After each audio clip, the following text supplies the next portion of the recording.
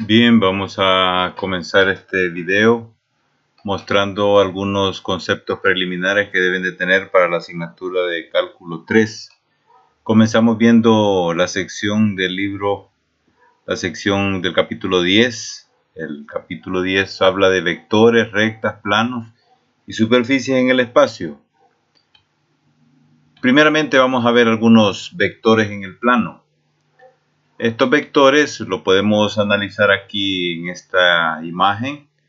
De color azul tenemos el vector B en el plano con sus componentes Bx, By, su ángulo definido θ y su magnitud o la norma, la magnitud del vector B. Conocemos la definición: un vector en el espacio es un par ordenado de números x, y. Si lo vemos como un par de números, una coordenada x, coordenada y, pues vamos a definir pues lo que es lo que conocemos normalmente como un vector. La magnitud de B lo ponemos entre doble barrita para decir que es una cantidad positiva, es una norma, es la raíz cuadrada de x cuadrado más y cuadrado, que corresponden a los componentes del vector. Su ángulo lo podemos sacar también con la función tangente inversa de y sobre x. Eso es cuando el vector está ubicado desde el origen a un punto xy. Entonces vemos que también los componentes, componente Bx es igual a la magnitud B por el coseno del ángulo, y la componente del vector y, By, es igual a la norma de B por el seno del ángulo. Los vectores en R cuadrado, ahí podemos ver dos vectores, y logran ver ahí en color amarillo dos vectores en R cuadrado iguales, y efectivamente porque ese vector AB pues fue trasladado al origen. ¿Cómo se traslada ese vector AB? Pues simplemente haciendo una resta de cada uno de los puntos terminales del vector inicial. Ahí vemos pues el vector AB es 6, 5 menos negativo 5, 3, y eso nos da el vector 11, 2, que corresponde intuitivamente, ustedes pueden ver de que es 11 para la componente X y 2 para la componente Y.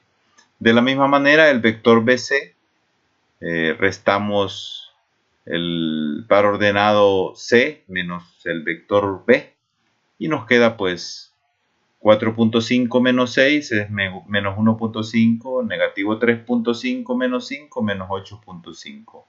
Y así pues estamos ubicando los vectores que están en otra posición que no es en el origen, los ubicamos mediante la resta de los puntos final e inicial, los ubicamos al origen, ¿no?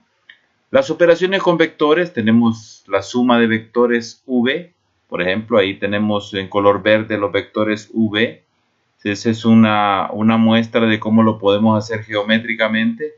Donde termina el vector u, ahí comienza el vector b. Su resultante, la suma, está en color azul ahí, u más b. Y ese sería, si lo vemos en el plano coordenado numérico, si sea u igual al vector 2, 3, b igual a 5, 1. Y ahí estamos ubicados los vectores, y podemos observar la suma que corresponde a 7, 4, y que es el que está en color negro, la suma de esos vectores. De la misma manera se efectúan la resta, multiplicación de un escalar por un vector, y veamos algunos. La resta, por ejemplo, lo que hacemos es que al vector A le sumamos el opuesto al vector B, y así resulta pues A menos B, ¿verdad? También tenemos aquí otra suma, U menos B. Lo que hacemos prácticamente, a veces le llamamos que esta es una operación que se puede comparar con la forma del paralelogramo. La multiplicación de un escalar por un vector, ahí tenemos el vector A.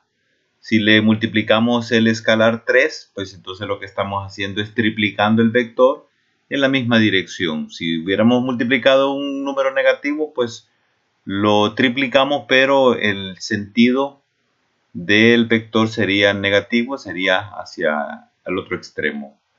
Aquí tenemos una una suma de dos vectores multiplicado por un escalar, y lo que vemos también es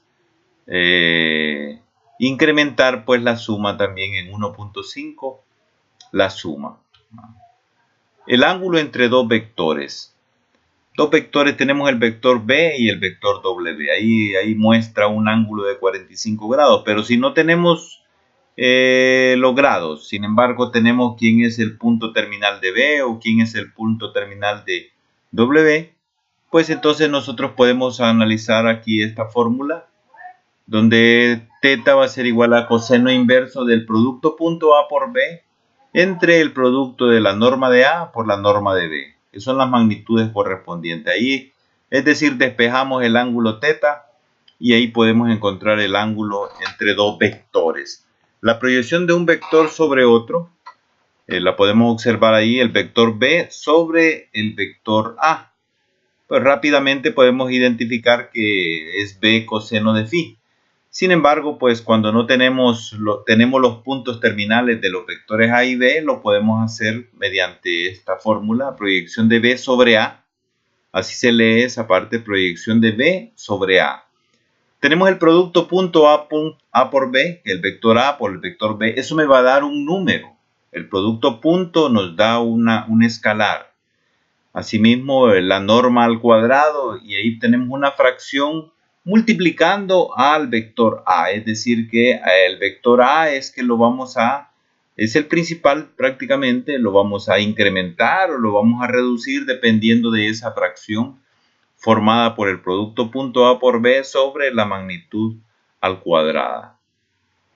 Ahora vamos a analizar algo relacionado con los vectores en R3. Hay un espacio tridimensional. Ahí vemos muchas dimensiones más bien, ¿no? Pero vamos a ver qué entendemos por un espacio numérico tridimensional. Pues hemos escuchado que hay películas en 3 dimensiones.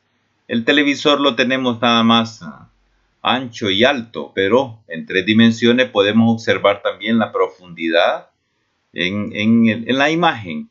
Pero nosotros aquí vamos a ubicar este espacio tridimensional con los ejes coordenados X, Y, Z, ubicados de manera de que me formen los planos. Así tenemos el plano XY, el plano YZ, el plano XZ, que se forman a partir de los vectores también. Ahí vemos el vector P, que está formado pues por componentes, una componente en X que le llamamos Y, una componente en Y, J, y una componente en Z, que es el valor de K.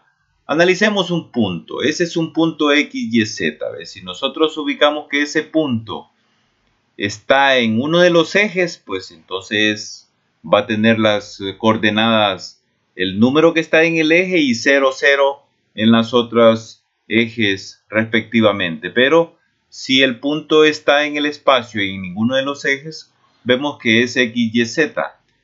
También podemos ver de que ese punto X, Y, Z pues está generado por 3 vectores, y le llamamos vectores unitarios, y prácticamente son los que ven ustedes de color azul ahí. Ahí están los vectores unitarios porque la magnitud de ellos es 1, y normalmente a esos vectores unitarios le llamamos I, J, K, que son los que podemos expresar ahí mediante ese producto vectorial, ¿verdad? Vamos a ver ángulos directores. ¿Qué entendemos por ángulos directores? Pues es el ángulo que se forma prácticamente del vector con los ejes. Tenemos el vector A, que está formando un ángulo con el eje de las X. El vector A siempre forma un ángulo con el vector Y, y también el vector A forma un ángulo con el vector Z. Eso se le llamamos ángulos directores, y que se lo podemos encontrar mediante esta fórmula. A veces le llamamos cosenos directores también, porque alfa, por ejemplo, lo podemos encontrar despejando alfa ahí, y vemos que es igual a coseno inverso de el componente en el eje de las X sobre la magnitud de A. De la misma manera, el ángulo beta va a ser igual a coseno inverso del componente Y sobre la magnitud de A. Y respectivamente gamma también va a ser igual a coseno inverso de Z sobre la magnitud de A. Aquí vemos un vector que lo vemos que está en el espacio, el vector MN. Al igual que lo vimos ya anteriormente, lo podemos pasar ese vector al origen mediante una resta de esos dos componentes, ¿verdad? Mn. Entonces vemos que M va a ser formado por el punto X1, Y1, Z1. N es X2, Y2, Z2. Entonces Mn va a ser X2 menos X1 correspondiente, ¿ve? Y2 menos Y1, Z2 menos Z1. Y ahí lo estamos ubicando prácticamente al origen. De la misma manera podemos hallar la distancia o la magnitud de ese vector, ¿verdad? Que lo vemos a través de esta fórmula, muy parecido a la fórmula de distancia en R cuadrado, por lo que ahora agregamos el término para el componente de los valores de z, ¿verdad? X2 menos X1 al cuadrado, más Y2 menos Y1 al cuadrado, más Z2 menos Z1 al cuadrado. La ecuación de una esfera de radio R y centro HKL. Ahí vemos ese puntito que está ahí, ese es el centro de una esfera. Ahí vemos la esfera. Una esfera dice que es el conjunto de todos los puntos del espacio tridimensional que equidistan de un punto fijo denominado centro de la esfera. Y la medida de la distancia constante se llama radio. En ese caso tenemos que su ecuación es x al cuadrado más y cuadrado más z cuadrado igual a 1, precisamente porque su centro corresponde a 0, 0, 0. ¿Ya? Sin embargo, si la ecuación es general, pues tenemos x menos h al cuadrado más y menos k al cuadrado más z menos l al cuadrado igual a radio al cuadrado. Y eso me da la ecuación de una esfera de radio R y centro HKL. La ecuación de una recta en el espacio. Nosotros podemos ver algunos puntos cómo están ubicados en el espacio. En este caso los ejes los podemos mover a como nosotros podamos. Tenemos el eje X, eje Y, eje Z. Otra forma de ver, pues, conocer, pues, que un vector PQ, por ejemplo, lo encontramos, si están en el espacio, lo encontramos a través de la resta de sus componentes. Entonces, esa es una forma de cómo encontrar la ecuación de una recta. Si nosotros conocemos dos puntos en el espacio, podemos encontrar cuál es el vector y así definir cada punto. Una recta va a estar formada por puntos. Por ejemplo, aquí tenemos una recta que el punto X lo encontramos en términos de t. X igual a menos 1 menos t, Y igual a 2t, Z igual a menos 2 más 3t. Aquí decimos que esta es una ecuación de la recta en forma paramétrica. Paramétrica porque damos el parámetro t. Si le damos a t valores, podemos encontrar los valores x, y, z. Si t es igual a 1, pues x va a salir menos 2, y vale 2, z igual a 1, sustituyendo en la ecuación que nos dan cada uno de los puntos x, y, z. Si t vale menos 3, las x nos corresponden a 2, menos 6, menos 11. Y así podemos encontrar infinitos puntos de esa ecuación de la recta, pues dándole valores precisamente al valor de t. También podemos encontrar la ecuación de un plano en R a la 3.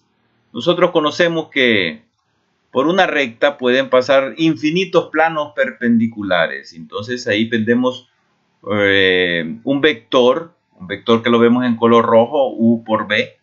Normalmente ese siempre va a ser perpendicular a un plano y por eso le llamamos que ese vector le llamamos la norma, ¿verdad? Por ese plano, por esa recta, por ese vector U por B, pues se pasan infinitos planos perpendiculares. Sin embargo, si nosotros conocemos un punto de ese plano, entonces vamos a ver la existencia y la unicidad de un único plano. Y así es una forma de cómo podemos encontrar la ecuación de un plano en R3.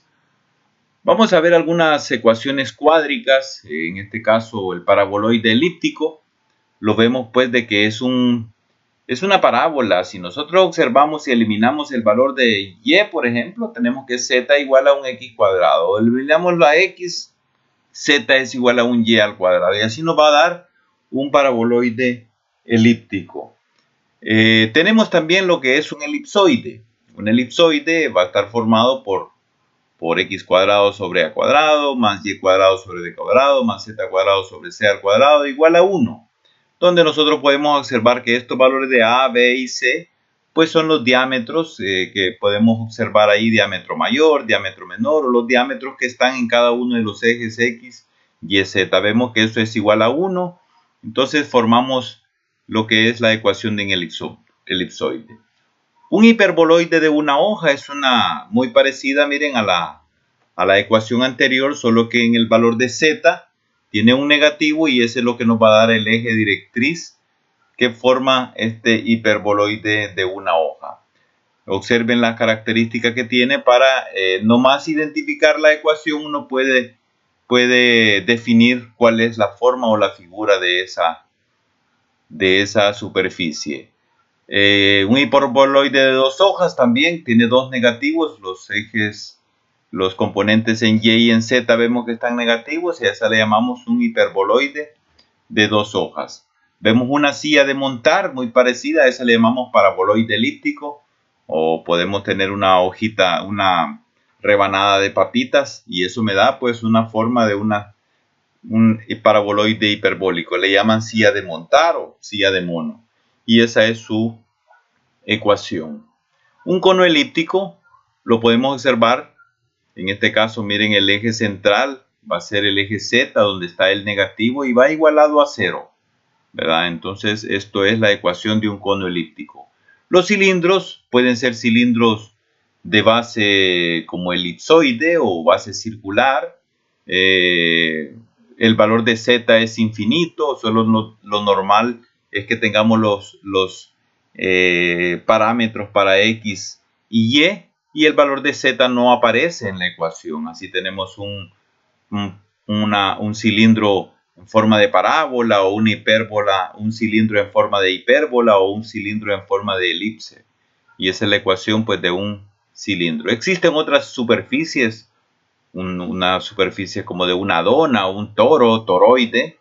Tenemos otras superficies que no tienen un nombre específico, una campana y muchas otras superficies que las vamos a analizar de manera cuando vayamos a ver pues funciones entre variables.